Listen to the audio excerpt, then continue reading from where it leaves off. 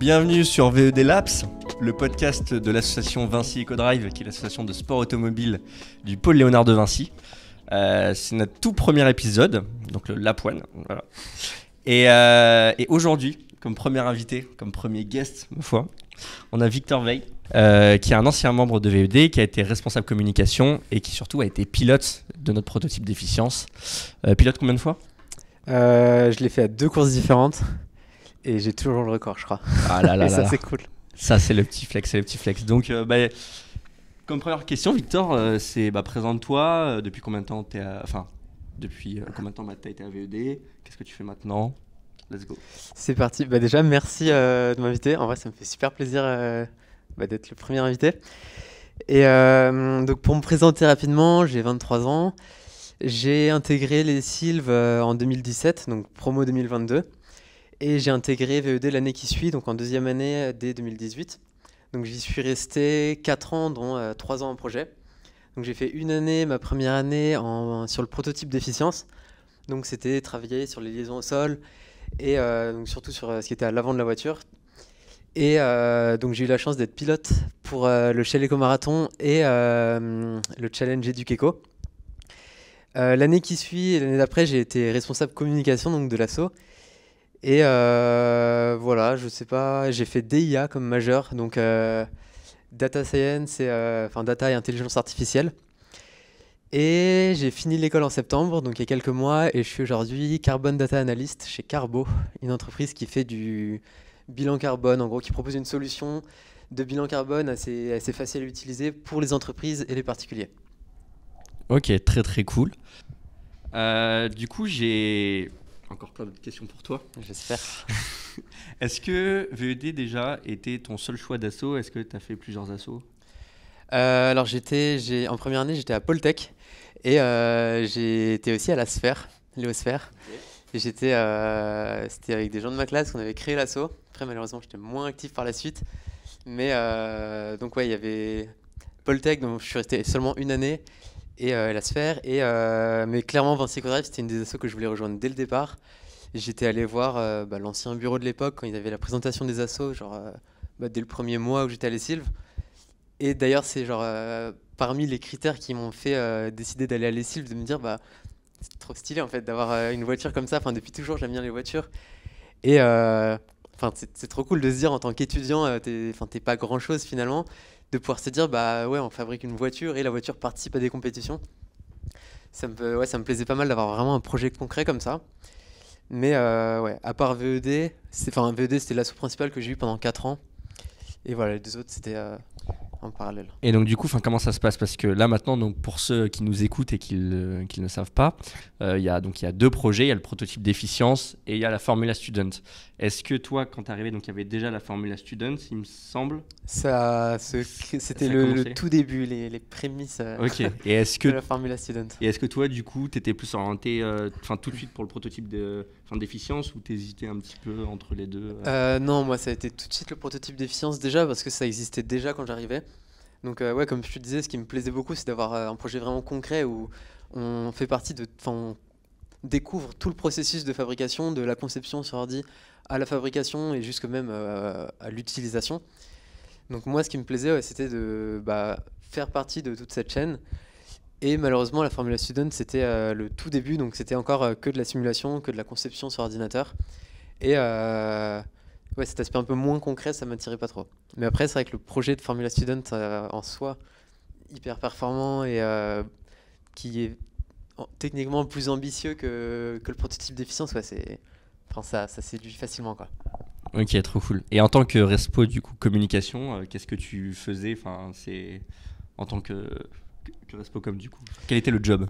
Ce qui m'a motivé au début pour faire Respocom, c'est déjà de faire du contenu sympa et plus visuel pour l'association, parce que les projets sont super chouettes en vrai. C'est trop bien, juste fabriquer une voiture en carbone, quoi. C'est hyper chouette à cet âge-là, et je trouvais ça dommage qu'elle soit pas plus mise en valeur, alors qu'il y avait les moyens qui suivaient, c'est-à-dire par exemple la suite Adobe pour faire du montage, de la retouche, tout ce qu'on voulait, et un bon appareil photo. Enfin, il y avait du bon matériel, honnêtement.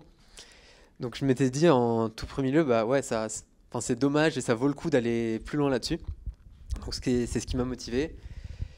Et à part ça, il y avait aussi une grosse partie de conception de contenu visuel, que ce soit je sais pas, des affiches, on va dire, du contenu pour les réseaux sociaux aussi. Tout ce qui pouvait être. C'était surtout de la communication externe, donc, mais tout ce qui pouvait présenter l'asso et un peu la mettre en valeur, quoi. Ok. En tout cas, c'est ce qui me plaisait. Ok, trop cool. Donc, tu as bossé sur la liaison au sol du véhicule, tu as été Respocom, et donc la troisième expérience, c'est pilote du prototype d'efficience pendant 2 ans. C'est Ouais. ça? Non, une année du coup. Une année? Ouais, Ah, ok. l'année d'après, il y avait le Covid. Ah oui, c'est vrai, malheureusement. Ok, du coup, je veux bien que tu nous parles de cette expérience parce que, forcément, bon déjà, tout le monde ne peut pas être pilote pour le PE, c'est le cas de le dire.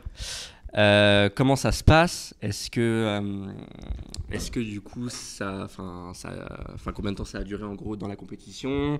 Est-ce que tu étais stressé? Comment c'était? Déjà, ouais, comme tu disais, tout le monde ne peut pas être pilote, donc c'était un petit privilège. J'ai eu la chance de pouvoir un peu représenter comme ça l'assaut en tant que pilote. Mais donc pour la sélection, il fallait être déjà petit parce que la voiture, c'est un tout petit gabarit, il faut être allongé dedans. Et si t'es trop grand, juste tu rentres pas. Moi, j'étais à la limite. Donc, il faut être petit et si possible assez léger, puisque l'objectif sur la compétition, c'est d'avoir la voiture la plus légère possible, qui consomme le moins. Et finalement, le plus facile, à la limite, pour gagner du poids, c'est limite prendre le pilote le plus léger plutôt que faire une voiture allégée, parce qu'il y a un moment où on arrive à une limite. Mais non, le poste de pilote, c'est chouette, genre hyper cool en vrai, parce que déjà, c'est trop bien de pouvoir. C'est un peu la concrétisation du projet de toute l'année pour toutes les équipes. Donc c'est chouette de pouvoir la faire rouler, quoi. Mais en même temps, il y a quand même un peu de stress, de responsabilité de se dire, ouais, c'est le travail de tout le monde. J'ai pas envie d'être responsable de s'il y a un souci. Mais non, c'est assez chouette. Enfin, le déroulement des pilotes, c'est quand on est aux compétitions. C'est surtout la description du Shell que je vais te donner parce que c'est celle qui était la plus complète, on va dire. Mais c'est assez sympa. Enfin, sur les compétitions, on se réveille assez tôt pour aller au briefing des pilotes. Donc, ils vont nous expliquer, ça c'est assez bien fait, toutes les règles de sécurité pour la voiture, pour l'interaction avec les autres et sécurité sur la piste. C'est par exemple des règles on n'a pas le droit de klaxonner, enfin on est obligé de klaxonner, pardon, quand on dépasse quelqu'un, parce que comme la visibilité est assez réduite, il ne faut pas qu'il y ait de gestes assez brusques, parce que ça va très très vite de renverser les voitures.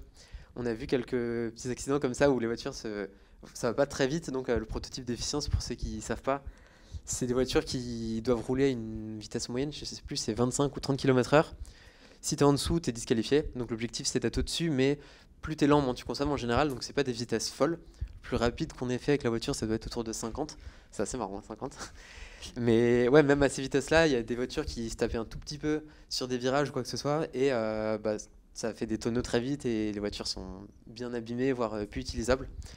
Donc c'est un peu stressant là-dessus, mais c'est des sensations hyper chouettes, parce que comme on est allongé dans la voiture, on est déjà très très près du sol, et comme le but c'est d'avoir une voiture qui soit performante, il y a zéro confort à l'intérieur, c'est vraiment on est couché sur le carbone, il n'y a pas de suspension, il n'y a rien. Donc c'est pas très confortable, mais ça fait que les sensations sont... Enfin, on ressent vraiment tout ce qui se passe sur la piste, tout ce qui se passe sur la voiture. Donc c'est assez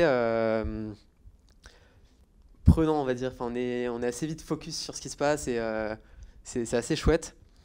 Mais le truc qui est moins fun, c'est que c'est quand même assez long. Enfin, au Chalet Marathon, les runs, c'était en général 45-50 minutes. Et il fait chaud. Il fait très chaud et on est quand même très serré. Mais non, en fait, ça s'oublie assez vite parce que ça te donne envie de faire la perf la mieux, même si ça dépend pas forcément que du pilote. Mais ouais, à la fin, sortir de la voiture et apprendre que on a fait une super perf, c'est trop cool et tout le monde est content, quoi.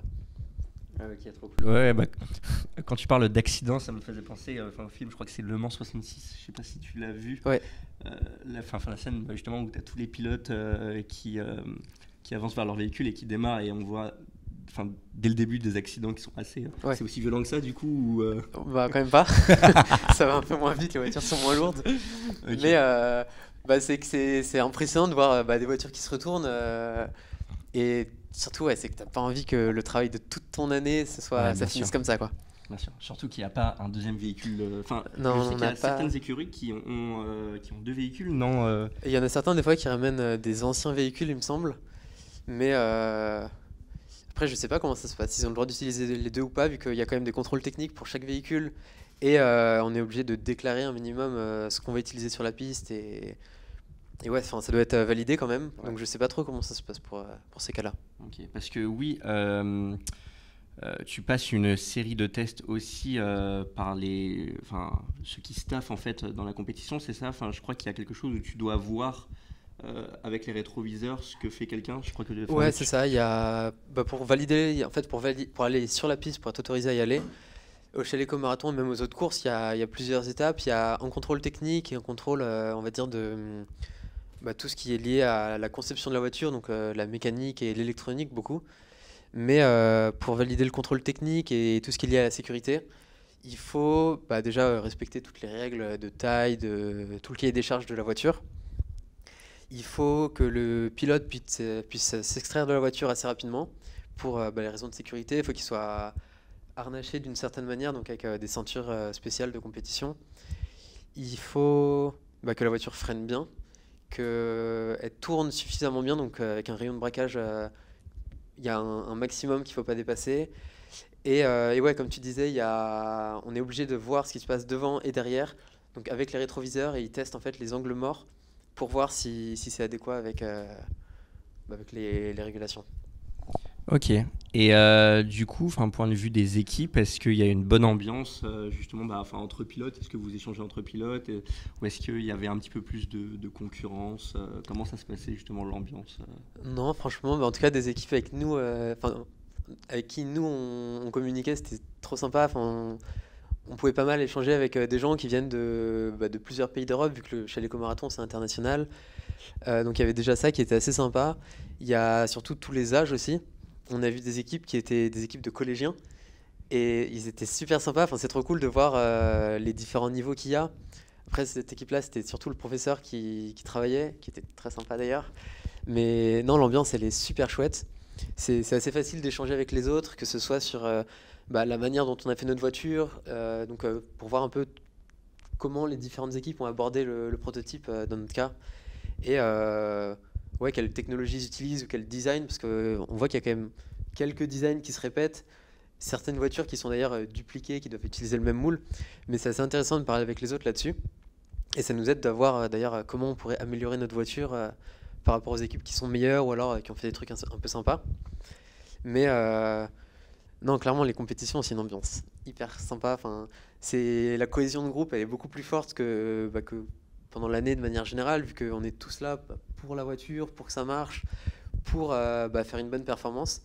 C'est plus intense aussi le rythme. Il y a toujours des soucis de dernière minute qui arrivent. Donc tout le monde est obligé de s'activer un peu à la dernière minute pour faire en sorte que ça marche avec les différentes compétences qu'on a. Tout le monde essaie d'aider comme il peut. Et non, il y a une ambiance qui est vraiment sympa et ouais, qui soude bien les équipes. Ok, trop bien.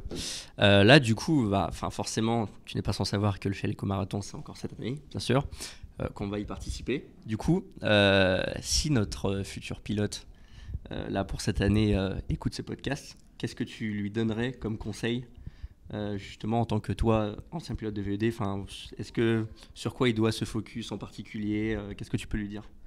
Moi, ce qui m'avait pas mal aidé, c'était déjà, on est en communication tout le temps avec quelqu'un qui est à l'extérieur de la piste pour savoir les performances qu'on fait, si on va trop vite, pas assez vite, si on consomme trop. Donc, il y a quelques chiffres qui sont donnés, enfin qui sont transmis à la voiture en temps réel. Donc, ça permet d'avoir des indications. Mais ce qui me paraît important, c'est quand même déjà faire le repérage du circuit et essayer de voir, de calibrer le mieux possible les endroits où il faut accélérer. Parce que si on arrive à optimiser ça, on a quasiment plus besoin d'accélérer sur le circuit, une ou deux fois maximum, c'est l'idéal.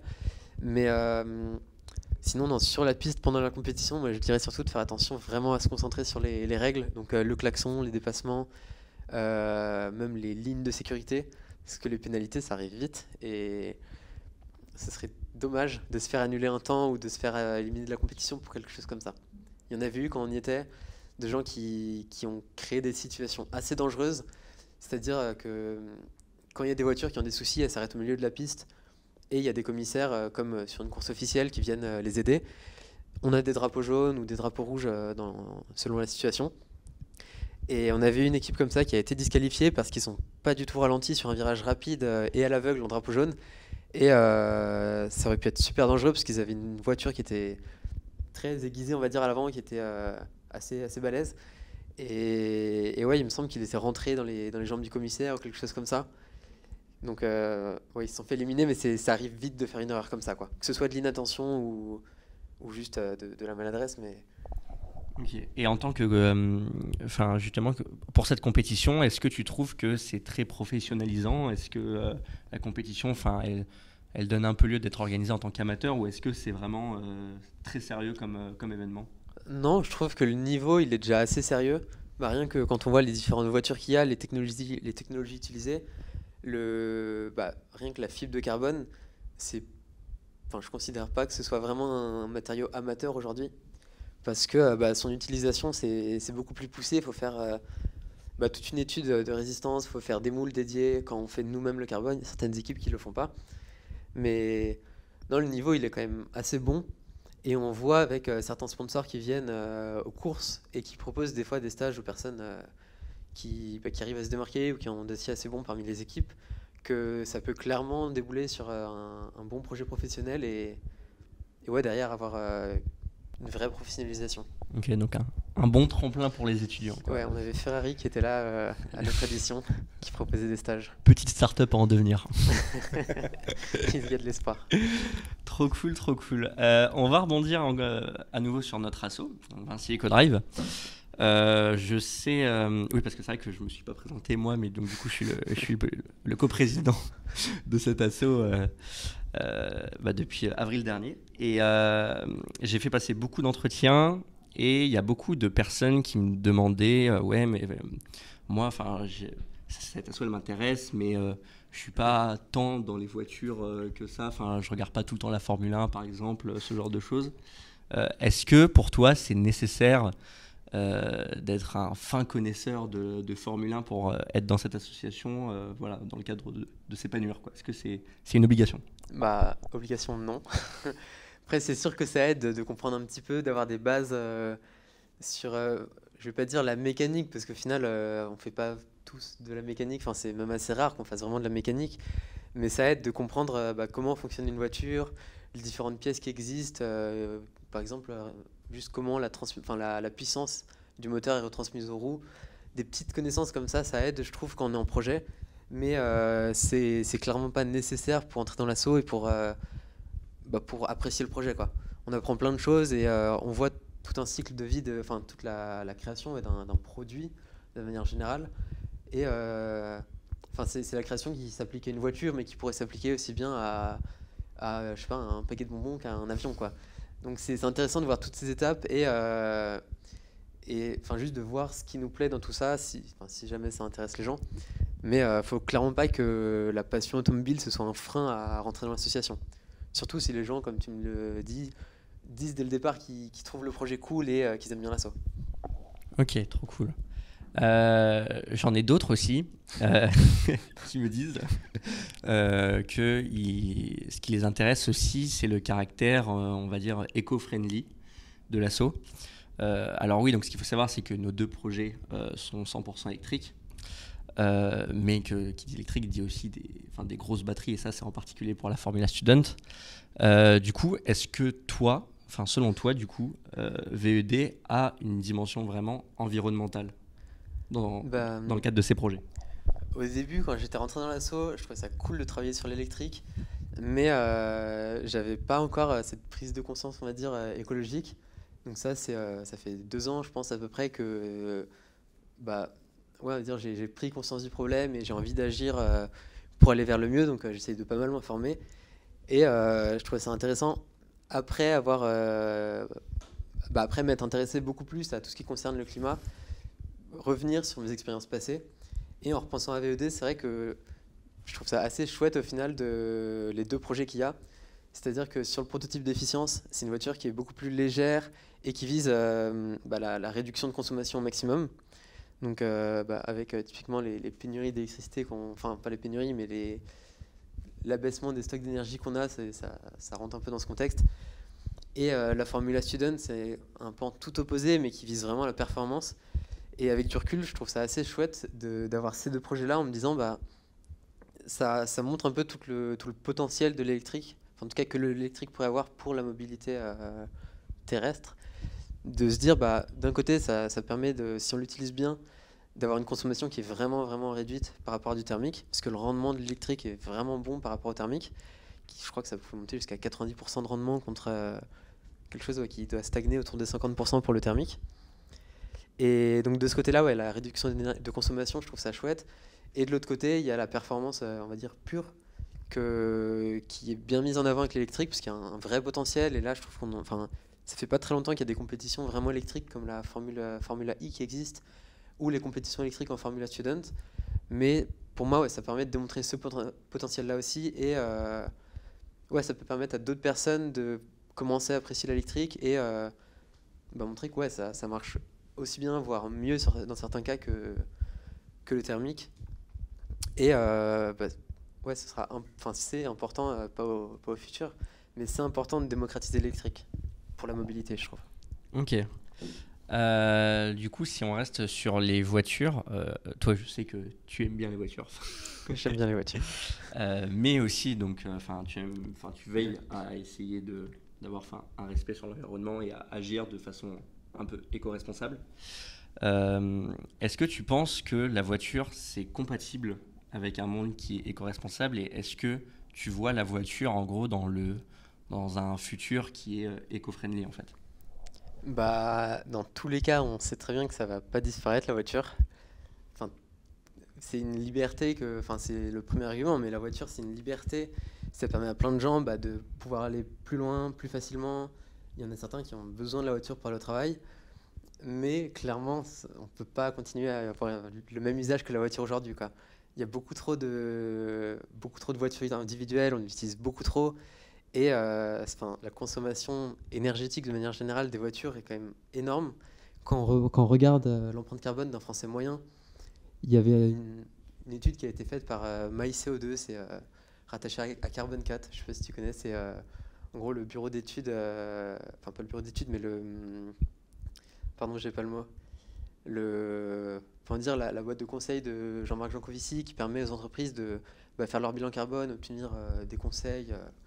Enfin, c'est vraiment très engagé du coup pour mesurer, on va dire, l'impact énergétique des entreprises ou des objets de manière générale. Donc à côté de leur travail, ils font aussi des études. Et il y en a une qui était sortie donc, sur l'empreinte carbone moyenne d'un Français. On voit aujourd'hui que c'est à 9,9 tonnes. Je crois qu'il était sorti l'an dernier, donc en 2021, ce rapport. Et donc parmi ces catégories, la voiture, elle est loin devant aujourd'hui. Et ouais, c'est un des postes sur lesquels c'est, entre guillemets, le plus facile d'agir, parce qu'on voit qu'il y a quand même énormément de situations aujourd'hui où la voiture, c'est pas nécessaire pour nos déplacements. Je sais plus combien c'est le pourcentage de déplacements qui font moins de 5 km, mais il est assez énorme par rapport à toutes les utilisations donc, de voitures.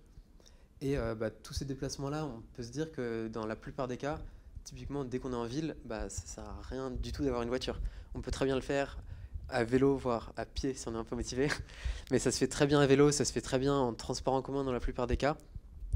Donc je trouve ça dommage d'utiliser autant la voiture quand il y a vraiment les options qui existent à côté et que c'est pas vraiment plus contraignant que la voiture.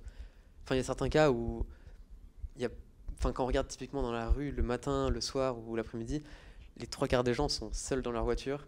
Et déjà, ça utilise une place qui est assez monstrueuse. Je ne sais plus combien c'est le pourcentage de place utilisée par la voiture dans Paris, mais c'est gigantesque. Ouais, ça fait un peu peur. Mais donc ouais, déjà, ça prend une place folle dans les villes. Ça sert en vrai un petit peu à rien d'avoir une si grosse machine, on va dire, pour transporter une petite personne. Donc ouais, avoir autant de personnes qui utilisent tout seuls leur voiture pour aller au travail, pour revenir du travail, alors que dans la plupart des cas, il y a des transports, ou alors il pourrait y avoir juste une utilisation réduite de la voiture de manière générale. Ça va pas dans le bon sens, selon moi, sur ce point-là. Okay. Et il y a aussi, après les débats de toutes les personnes ou tous les arguments qui sont contre la voiture électrique, qui ralentissent pas mal toutes ces évolutions qui iraient dans le sens du climat. C'est sûr. Euh, Est-ce que du coup la voiture, parce que là, en termes d'évolution pour la voiture, c'est clairement la voiture électrique là qui est devenue assez populaire depuis pas mal d'années maintenant. Est-ce que tu penses dans ce cas que la voiture électrique, ça va être le type de voiture qui va subsister dans le futur, ou est-ce qu'il va y avoir d'autres alternatives du style l'hydrogène aussi qui commence à faire parler d'elle? Est-ce que l'hydrogène peut être un concurrent à la voiture électrique? Ça, je suis pas hyper renseigné sur l'hydrogène. J'avais essayé de regarder un petit peu parce que j'ai surtout fait des comparaisons sur tout ce qui existait entre thermique et électrique. Mais hydrogène, donc du coup, ça revient à un moteur électrique au final. C'est juste la manière de créer l'énergie qui est différente avec les piles à combustible. Mais il y a plusieurs manières déjà de produire de l'hydrogène. Il y a, je sais plus comment on les appelle, il y a hydrogène vert ou bleu, enfin il y en a plusieurs couleurs. Mais en gros, c'est certains hydrogènes qui sont produits à partir d'énergie fossile et d'autres qui sont produits à partir d'énergie renouvelable. Donc rien qu'à partir de ça, on a un impact qui est très très très différent sur on va dire, 1 litre d'hydrogène. Donc si on a un hydrogène qui n'est pas produit à partir d'énergie renouvelable, on est déjà sur un impact qui est assez négatif par rapport à de l'électrique pur, on va dire. Et ensuite, un des problèmes qui était montré de l'hydrogène, c'est que l'hydrogène, c'est du gaz. Et le gaz, c'est très difficile à transporter. Donc il faut le liquéfier, le passer en usine pour le mettre sous état liquide. Donc je crois que c'est sous forme d'eau. Ensuite, le transporter, parce que c'est la meilleure manière. Et ensuite, le regazéifier. Et c'est un processus qui consomme quand même beaucoup, beaucoup d'énergie. Et dans certains cas, on a aussi des pertes qui sont liées à ces transformations d'énergie.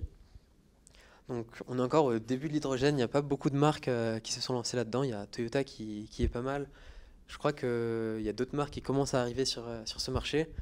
Donc peut-être qu'il y aura des évolutions, on en est encore au début.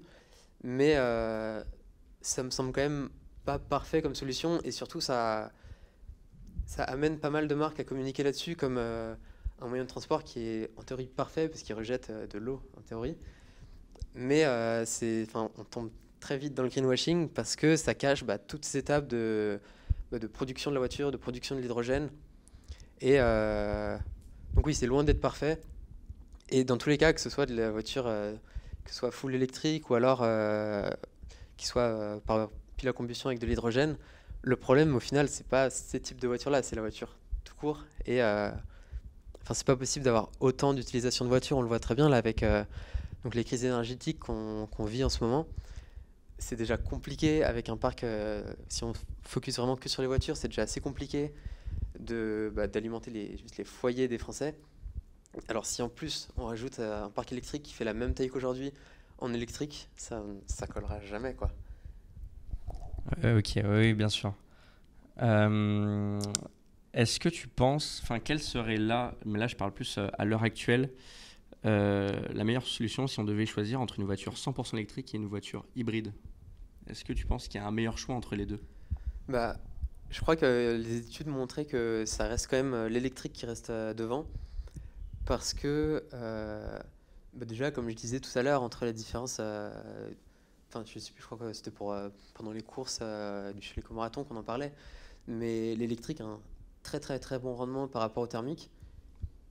Et on voit que la plupart des voitures, déjà les hybrides, en anglais le terme c'est mild hybrid, qui ont une majorité de moteurs thermiques et un tout petit électrique. On voit que l'électrique est assez peu utilisé, donc l'impact il est très réduit. Et pour les autres véhicules hybrides, qui ont une majorité d'utilisation électrique et ensuite un accompagnement en thermique, je crois que les études montraient que la plupart des gens, la plupart du temps, les gens utilisent surtout le moteur thermique et en fait vont moins faire l'effort d'aller recharger la voiture comme une électrique parce que du coup, ce qui est un peu mis en avant, c'est le fait de pouvoir continuer à rouler avec le moteur thermique qui lui rechargera les batteries un petit peu. Mais derrière, il montre aussi dans ces études qui comparent l'électrique avec l'hybride que le problème aussi, ça revient au poids des véhicules qui aujourd'hui est énorme. Et en fait, il y a un côté où c'est bizarre de se dire on a une voiture qui a le moteur électrique, mais on va quand même lui rajouter un moteur thermique. Du coup, ça alourdit les véhicules. On voit que, en tout cas sur les ventes aujourd'hui, il y a beaucoup de ces véhicules hybrides qui sont des SUV, enfin des SUV ou des voitures grosses de manière générale. Et on peut se dire que pour les 90% des utilisations qu'on a, c'est pas hyper utile d'avoir ces grosses voitures, surtout quand on sait que plus on a une grosse voiture, plus c'est difficile à faire avancer, et plus on aura besoin de grosses batteries. Et les batteries, c'est la pollution principale sur les voitures électriques. Donc ouais, c'est l'objectif assez rapidement, je pense, ce serait de réduire la taille des batteries, donc réduire la taille des véhicules, pour avoir déjà plus de voitures qui seraient électriques, et donc un parc automobile qui serait plus rapidement électrifié, et surtout une consommation qui serait pas autant exponentielle que si on gardait le gabarit de voiture d'aujourd'hui, quoi. Mais donc ouais, je pense que l'électrique resterait quand même devant l'hybride, juste par le poids et le rendement des moteurs. Ouais, parce que c'est vrai que si on achète un véhicule hybride, mais qu'au final on roule quasiment que en thermique, et qu'en plus il y a le poids des batteries, au final autant rouler que dans une thermique classique, ça sera moins pire. Ok. Je sais que toi, est-ce que tu as toujours vécu en ville, dans une grande ville, ouais, toujours? Ouais, donc il y a aussi ce biais de me dire, j'ai toujours vécu à Paris, donc j'ai toujours eu les transports, j'ai toujours eu un peu tout ce que je veux à proximité. Donc toutes les personnes qui racontent, et c'est vrai que dès que tu es en périphérie de ville ou que tu es vraiment dans la campagne, c'est nécessaire la voiture. Et ça, c'est vrai que c'est une situation dont je peux pas me rendre compte parce que je l'ai jamais vécu, quoi. Sauf en vacances. Mais... Et du coup, c'est pour ça, est-ce que dans ce cas, toi, tu choisirais de vivre un maximum de temps justement dans les grandes villes pour ne pas avoir à utiliser de voiture et un maximum en fait de transport en commun? Est-ce que du coup, c'est un peu un choix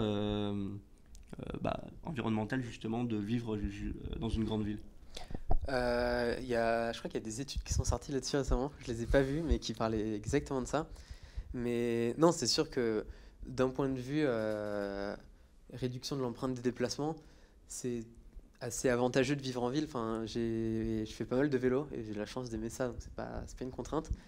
Mais clairement, c'est pratique, en tout cas à Paris, de pouvoir tout faire à pied, à vélo ou alors en transport en commun. Le réseau, il est super bien, honnêtement.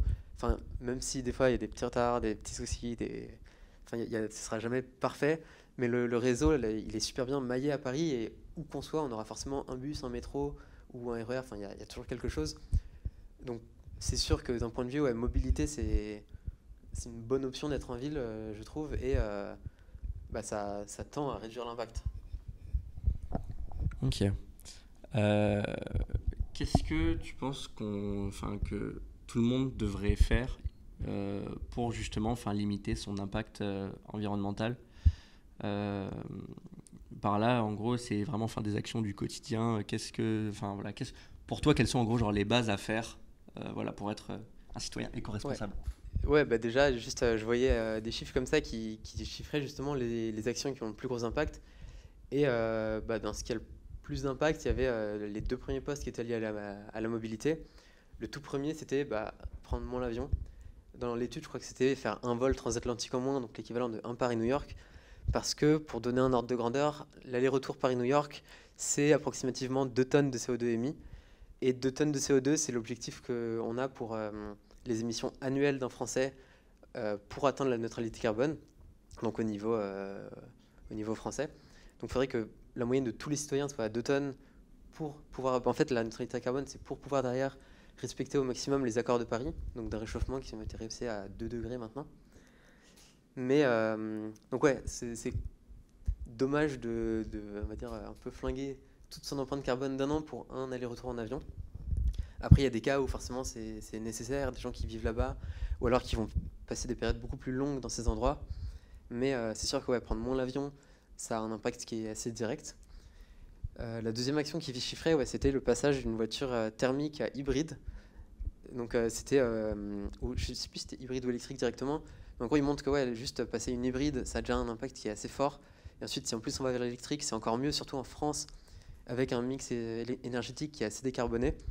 C'est d'autant plus avantageux, même s'il montre, et ça c'est assez cool, que sur l'ensemble de la vie d'un véhicule électrique, donc si on prend sa fabrication, son utilisation et sa fin de vie, on va dire le recyclage. Même dans un pays qui fonctionne 100% au charbon, par exemple en Australie, l'empreinte carbone d'une voiture électrique va être meilleure que celle d'un véhicule thermique. Donc c'est un argument en plus pour se tourner vers l'électrique, d'autant plus en France. Mais après, non, dans les actions du quotidien, un des gros postes d'émission, c'est la consommation de viande rouge. Ça va faire débat aussi. On entre dans un débat là. Le podcast devait durer peut-être moins d'une heure. Là maintenant c'est bon, c'est 3 heures. Mais non, clairement c'est un impact qui est pas négligeable. Et surtout en fait, ce qui est différent entre l'utilisation des voitures et la consommation de viande, donc c'est surtout la viande bovine, c'est que, enfin pas bovine uniquement, mais les ruminants, c'est que ce qui est pas mal décrié, c'est qu'ils rejettent beaucoup de méthane. Et en fait, le méthane, c'est un gaz à effet de serre qui est 24 fois plus puissant que le CO2. Et surtout, les échelles de temps donc, où ces gaz-là vont rester dans l'atmosphère sont totalement différentes. Quand on regarde le CO2, on est plutôt sur l'ordre de grandeur de 100 ans. Donc quand tu émets aujourd'hui, je sais pas, 1 kg de CO2 pour une unité, bah, ça va mettre grosso modo 100 ans à rester dans l'atmosphère jusqu'à ce que ce soit, on va dire, réabsorbé ou rééquilibré. Je ne sais plus exactement comment ça se passe là-dessus. Alors que pour le méthane, c'est à peu près 10 ans. Donc l'impact, il est beaucoup plus rapide, beaucoup plus fort. Et réduire simplement sa consommation, pas forcément arrêter, c'est pas un effort qui est monumental. C'est accessible à tout le monde et personne ne va en mourir. Et ouais, là-dessus, c'est des grosses économies. Après, il y a éventuellement acheter moins de produits, surtout électroniques, parce que la majorité des émissions carbone d'un produit électronique, c'est lié à sa production uniquement. Donc, si juste on en achetait moins, qu'on achetait plus de reconditionnés, ça aurait un petit impact. Et ce que je trouve un peu dommage aujourd'hui avec la plupart des gens ou la plupart des communications de manière générale, que ce soit des marques ou même des différents ministères, c'est que les ordres de grandeur sont assez faussés et dans les messages qu'ils transmettent.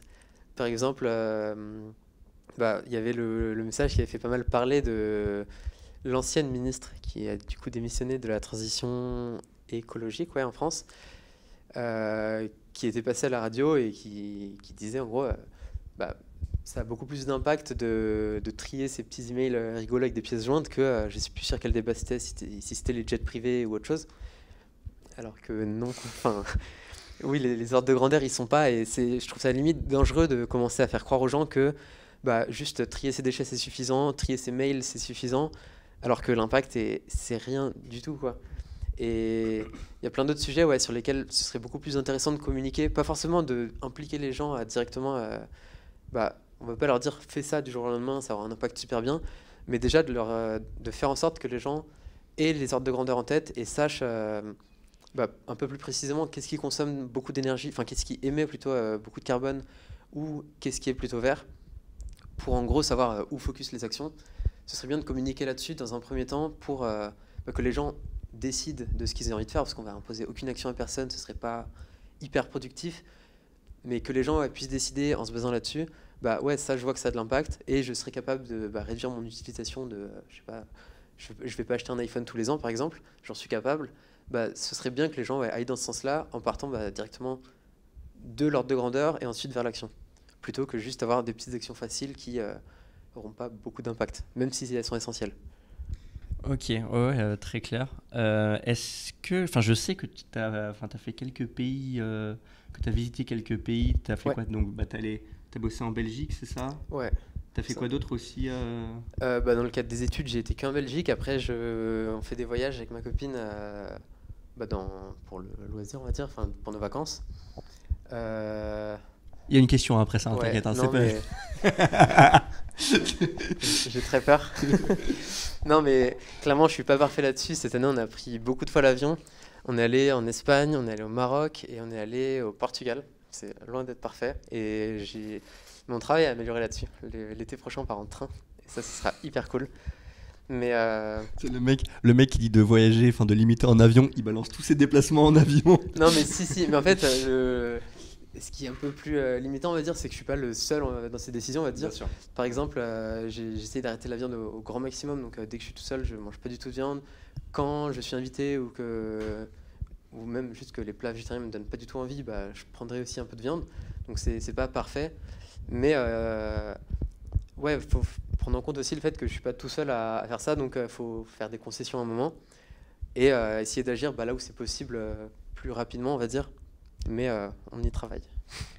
Non, mais bien sûr, je suis totalement d'accord avec toi. Et en fait, donc ma question qui en découlait, c'était donc tu as pu bah, observer des choses voilà, dans les pays que tu as visités. Est-ce que, en comparant avec la France, est-ce que la France justement fait des mesures qui sont un peu supérieures aux autres pays? Est-ce qu'on est un petit peu plus en avance sur cette transition écologique ou pas tant que ça finalement? Bah, ça, à vrai dire, c'est une question qui m'intéresse de ouf parce que j'ai du mal à me rendre compte. Parce que justement, cette année, c'est bah, plus le temps avance, on va dire, plus bah, je m'intéresse à ces sujets et plus j'ai de connaissances. Et je me suis posé la question de savoir comment c'était dans d'autres pays parce que la France, on est loin d'être parfait et on est loin des objectifs qui sont fixés. Là, cette année, c'est tombé là, il y a quelques jours, on a réduit de moins d'1% nos émissions, alors que ouais, ça devrait aller beaucoup plus vite. Je sais plus combien de pourcents par an, mais on est très en retard, quoi.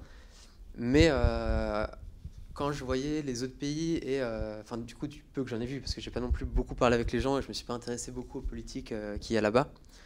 Mais quand je vois les autres pays, je me dis bah ouais, en France on n'est pas si mal non plus. Et bah, on a de la chance d'être dans un pays comme ça parce que je pense que c'est pas du tout pareil de bah, essayer de se battre entre guillemets pour arriver à des objectifs de neutralité carbone dans un pays comme la France que dans d'autres pays qui sont beaucoup plus carbonés ou alors qui ont juste pas une culture du tout écologique. Je sais pas, genre typiquement les États-Unis, ils en sont très très très loin. C'est beaucoup plus facile en France, mais j'ai du mal à me rendre compte des différences de politique qui sont prises entre les pays bah, par rapport à cette transition. Mais ça m'intéresserait bien. Enfin, si jamais j'ai pas trouvé de réponse encore. Si jamais t'en as proposé, je suis preneur. Et bah let's go, c'est parti. Vous avez 4 heures. Sortez les ordi. Maintenant, je reviens plus à notre génération. Est-ce que tu trouves que notre génération se sent concernée par ça? Est-ce que tu trouves que notre génération a cerné le problème plus que nos générations, je sais pas comment on dit, supérieures ou Ouais. Bref. Antérieure. Voilà, génération antérieure. Voilà, c'est mieux que génération supérieure. Est-ce que en gros, est-ce que tu penses que on se sent plus impliqué par rapport à ce qu'on voit sur les réseaux sociaux? Est-ce que voilà, il y a un élan vers le bon? Bah, clairement, oui, il y a un assez gros gap entre notre génération et les générations antérieures sur ces sujets-là. Mais je trouve que c'est quand même pas assez. Enfin, ou alors c'est par rapport bah, peut-être qu'il y a aussi un contraste entre l'engagement que j'essaie d'avoir et les personnes, enfin en tout cas mon entourage, qui vont moins vite en tout cas dans cette transition peut-être. Mais je trouve quand même que c'est pas encore au niveau par rapport à l'urgence qu'il y a derrière, quoi. Enfin, il y a encore plein de personnes, comme on en parlait, des ordres de grandeur qui les ont pas du tout. Et c'est une des choses qui m'a motivé d'ailleurs à travailler là où je suis aujourd'hui. Je trouve que faire son bilan carbone, c'est super facile aujourd'hui. On peut le faire ça avec ma boîte Carbo, hellocarbo.com. Mais non, mais on peut le faire. Sa promo. Il y a plein de produits. Il y a celui de l'ADEME, sinon, qui s'appelle Nos Gestes Climat, qui se trouve hyper facilement sur Google, qui prend vraiment entre 5 et 10 minutes maximum pour le faire. Je trouve que c'est hyper important de les faire et déjà de partir de cette base-là pour se dire, bah voilà, je sais combien j'émets, je sais les postes qui émettent le plus chez moi. Pour certains, ça se trouve, c'est la voiture. Pour d'autres, c'est peut-être les vêtements, l'alimentation, les transports. Enfin, c'est hyper varié selon les profils. Mais tant qu'on ne connaît pas tous, je vais dire, notre empreinte carbone et les leviers sur lesquels c'est le plus important d'agir, c'est compliqué d'aller dans le bon sens, quoi. Enfin, quand j'ai fait mon mémoire l'an dernier c'était un peu différent le sujet, mais c'était sur l'impact climatique des banques en France. J'ai pu interroger plusieurs personnes qui donc travaillaient dans ces banques, certaines plus ou moins polluantes, on va dire, parce que c'est pas très vert la banque non plus, dans la plupart des cas. Et j'étais tombé sur quelques profils qui étaient super fiers de recycler leurs déchets et de faire un petit potager. Et pour eux, si on faisait tout ça en France, la solution, c'était la solution, quoi. On avait tout gagné et fini, quoi. L'accord de Paris résolu. On applique ça dans d'autres pays et on est sauvé, quoi. Et ouais, quand on voit des choses comme ça, on en est encore très très loin des objectifs. Et, euh, et ce qui est encore dommage aussi, c'est qu'il y a, bah, on parlait de la voiture électrique, mais il y a plein de critiques sur plein de sujets qui pourraient aller dans le bon sens. Ça peut être la voiture électrique, ça peut être les 110 km/h sur l'autoroute, si on revient à la voiture. Et tous ces sujets-là, bah, pas grand monde au final va chercher à réfléchir, de se dire bah, est-ce que derrière est-ce que c'est vraiment bien ou est-ce que, en gros, chercher quels sont les avantages par rapport aux inconvénients. Et on voit que dans la voiture électrique ou alors les 110 km/h sur l'autoroute, on va faire que taper sur la mesure pour essayer de voir que le négatif. Et c'est assez rare qu'on essaye de faire remonter tout ce qu'il y a de positif derrière. Et surtout, ce que je trouve hyper nul, c'est qu'on va taper dessus, mais on va rarement en tout cas se questionner sur ok, bah, est-ce que la voiture thermique derrière elle est bien ou pas par rapport à l'électrique. Est-ce que, tout ce qu'il y a de négatif de l'autre côté aussi, quoi, pour essayer de rebalancer et de juste faire un choix un peu, ouais, en bonne conscience avec tous les éléments, quoi. Ok. Mais non, ouais, je trouve que c'est un peu lent. Ça va dans le bon sens et on voit qu'il y a beaucoup plus d'engagement, mais c'est trop lent par rapport aux enjeux et aux urgences, quoi. Et les gens s'en rendent sûrement pas compte du tout, et c'est aussi pour ça. Donc j'imagine qu'il faut toujours plus, continuer à sensibiliser les plus jeunes via les réseaux sociaux, je pense. Hyper intéressant du coup tout ça. Du coup là, je pense qu'on va terminer sur une question qui est vraiment point de vue global, donc on dézoome. Est-ce que là tu penses que avec ce qu'on entend aujourd'hui, on sait qu'il y a des innovations qui vont sortir dans les peut-être 10 prochaines années. Est-ce que tu penses que à l'heure actuelle, quand on regarde tout ce qui se passe et tout ce qui va se passer, dont on est sûr, on est dans une bonne direction, ou même encore là, quand on regarde devant nous, c'est encore pas suffisant On est loin, hein. Non, la source un peu ultime pour les sujets climatiques, c'est les rapports du GIEC. Et donc le dernier est sorti là, c'est en 2022, donc entre l'été 2021 et l'été 2022. Et grosso modo, le GIEC, pour ceux qui ne connaisseraient pas, c'est le groupe intergouvernemental d'experts pour l'évolution du climat. Hop là. C'est casé.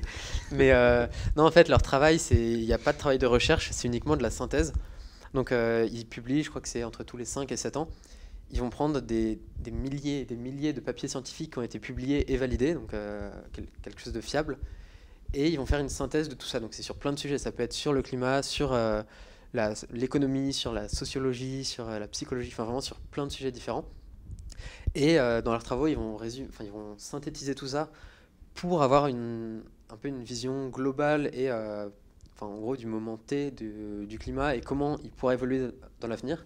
Et on voit que les rapports sont assez justes sur les prévisions et que c'est même plus rapide et plus fort que ce qui est prévu. Mais donc dans ces rapports, si on continue un peu comme on est aujourd'hui, ou alors qu'on aura des petites innovations comme on peut commencer à en voir, je crois qu'il nous dirigeait vers une évolution du climat de plus 3,5 degrés en 2100, en tout cas à la fin du siècle. Et sachant que l'accord de Paris, c'est plus 2 degrés d'émissions. Donc tout ça, c'est calculé par rapport à l'ère pré-industrielle, donc début du 19e siècle, je crois. Ou fin, je sais plus. En gros, depuis à peu près le 19e siècle. Et pour avoir un ordre de grandeur que j'avais entendu cet été et qui m'a pas mal marqué, pour un peu comprendre ces 3,5 degrés, parce que 3,5 degrés, on se dit, si on passe de 12 à 15,5, ok, ça peut être cool.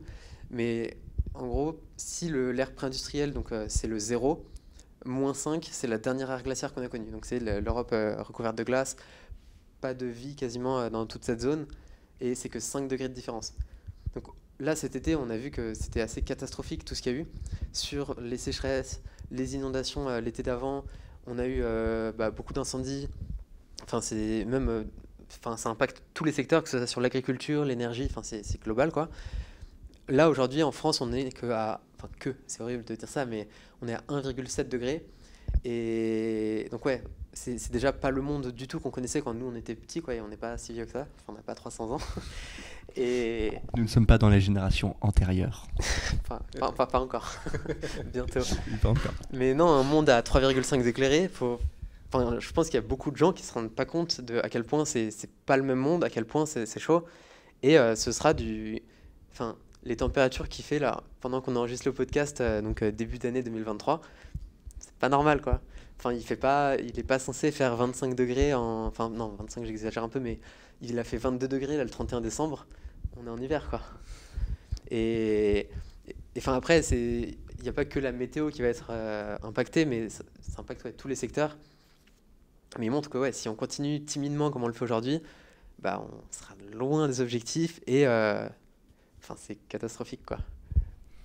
Du coup, est-ce que tu continues genre à garder quand même un petit optimiste à chaque fois que optimisme. Ouais. Ouais, on va essayer de Ouais, parler français dans ce podcast. Est-ce que tu continues de garder un petit optimisme quand il y a des hommes politiques qui se retrouvent, comme par exemple voilà, COP22, COP23 est-ce que, à chaque fois, tu as quand même un peu d'espoir encore en ça, tu trouves que c'est utile ou pas vraiment à chaque fois? Bah oui, en vrai, oui, il y a des accords qui sont bien, qui sont trouvés. C'est timide, mais sans ces conférences, bah, il y aurait sûrement rien eu. Donc ouais, c'est important. Mais là, hier, il y a eu l'annonce du président de la prochaine COP, la COP 28, qui sera à Dubaï. Enfin, rien que dire ça, c'est ironique, quoi. Et le président de la COP 28, c'est le PDG d'une compagnie pétrolière. On en est là, quoi. Et je le précise, c'est pas un podcast humoristique. Hein. C'est vraiment censé être un podcast d'ouverture sur plein de sujets. Donc, ouais, non, c'est assez chaud d'en arriver là. Mais après, oui, ça reste essentiel. C'est un moment où les pays se retrouvent pour essayer, du moins, d'aller dans le bon sens. Mais ouais, non, c'est dur de rester optimiste. On va y arriver. Je l'ai contaminé, ça y est. Non, c'est dur de rester optimiste. Mais non, quand on reparlait de genre, notre génération, de l'engagement beaucoup plus fort qui commence qui s'intensifie de jour en jour, c'est plutôt cool. Et il y aura un moment où les gens vont se réveiller, quoi. Dans tous les cas, il n'y aura pas le choix. Mais c'est un peu l'idée de soit ça va nous être imposé, tous ces changements, et les gens ne sont pas prêts, soit on y va progressivement et on a plus de chances que ça se passe bien, et ce serait préférable. Mais ouais, l'objectif serait quand même d'être prêt, et c'est important, quoi, de ne pas s'arrêter là-dessus. Ok, hyper intéressant. Je pense qu'on va s'arrêter là.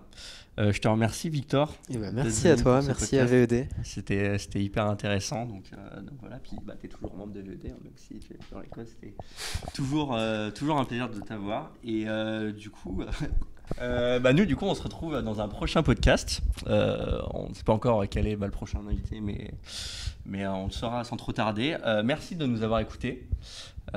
Cette conversation était très très sympa et puis on espère vous retrouver très vite et n'hésitez pas à mettre c'est 5 étoiles sur Apple Podcast. Voilà. N'hésitez pas à mettre 5 étoiles sur Apple Podcast. Plus même si c'est possible. Voilà.